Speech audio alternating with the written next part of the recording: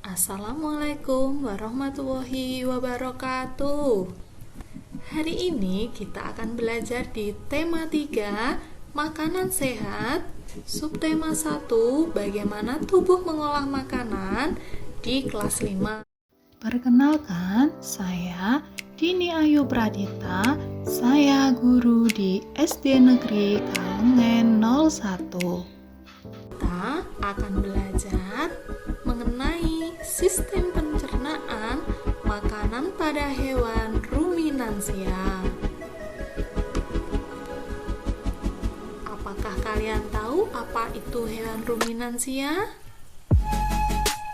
Ya, hewan ruminansia adalah kelompok hewan mamalia yang biasa memamah atau memakan 2 kali dan dikenal dengan hewan memamah biak. Adapun contoh dari hewan ruminansia yaitu yang pertama ada sapi, rusa, kerbau, domba, dan kambing. Sistem pencernaan hewan ruminansia lebih kompleks dibandingkan pencernaan hewan lainnya.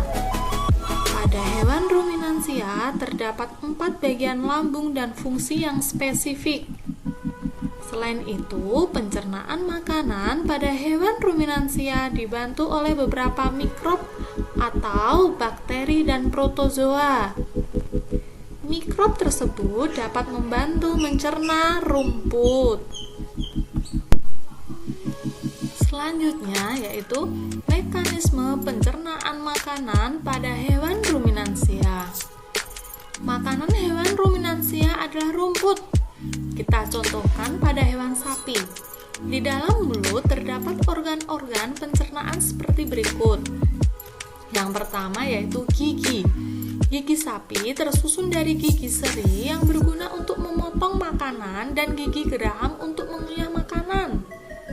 Yang kedua yaitu lidah. Lidah sapi berguna untuk merenggut rumput atau makanan dan mendorong makanan yang sudah dikunyah menuju lambung. Yang ketiga yaitu saliva, merupakan cairan atau enzim khusus yang dihasilkan oleh kelenjar khusus pada sapi yang kemudian disalurkan ke dalam rongga mulut. Saliva berperan dalam proses pencernaan kimiawi. Lambung sapi berbeda dengan lambung manusia, ukurannya jauh lebih besar. Lambung sapi merupakan organ pencernaan yang sangat penting bagi sapi. Lambung sapi terdiri atas 4 bagian, yaitu rumen, retikulum, omasum, dan abomasum. Oleh karena itu, sapi dikatakan memiliki 4 rumpun. Nah, ini adalah gambar rumen, omasum, abomasum, dan retikulum sesuai dengan petunjuk gambar arahnya. Selanjutnya, bagian-bagian dari lambung sapi. Ada rumen, retikulum, omasum, dan abomasum. Rumen yaitu tempat terjadinya pencernaan dengan bantuan mikroba atau bakteri. Di sini makanan dicerna hingga menjadi bubur dengan gerakan mengaduk yang dilakukan oleh dinding rumen. Pada saat sapi beristirahat, makanan kembali ke mulut dan dikunyah kembali. Setelah itu dikunyah untuk yang kedua kalinya, makanan masuk ke retikulum atau perut jala. Retikulum, di dalam retikulum makanan kembali mengalami proses fermentasi dengan bantuan bakteri anaerob dan protozoa. Di dalam bagian perut ini terjadi proses absorpsi dan penyaringan benda-benda asing yang masuk bersama makanan sehingga tidak masuk ke dalam omasum atau perut kita. Omasum tersebut di dalamnya makanan dicerna dengan bantuan enzim pencernaan. Selanjutnya makanan masuk ke abomasum. Abomasum tersebut adalah perut bagian, inilah yang sebenarnya disebut dengan lambung. Di sini makanan dicerna dan dengan bantuan enzim. pencernaan pepsin yang dihasilkan oleh abomasum. Setelah melewati seluruh proses pencernaan makanan di dalam abomasum, makanan bergerak menuju usus halus. Panjang usus halus seekor sapi dewasa dapat mencapai 40 meter. Di dalam usus halus terjadi proses absorpsi dan fermentasi. Kemudian selanjutnya sisa-sisa makanan akan dikeluarkan melalui anus. Itu adalah sistem pencernaan pada hewan ruminansia. Selanjutnya kita akan belajar pada sistem pencernaan manusia. Salah satu ciri makhluk hidup adalah memerlukan makanan.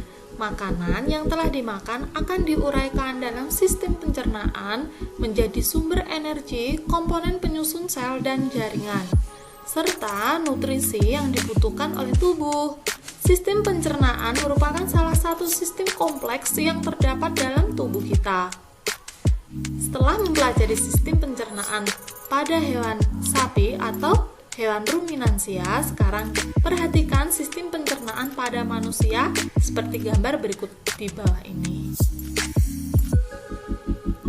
Proses pencernaan makanan pada manusia.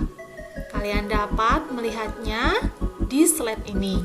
Yang pertama yaitu proses memasukkan makanan ke mulut. Dan yang kedua, proses mengunyah makanan dengan menggunakan gigi.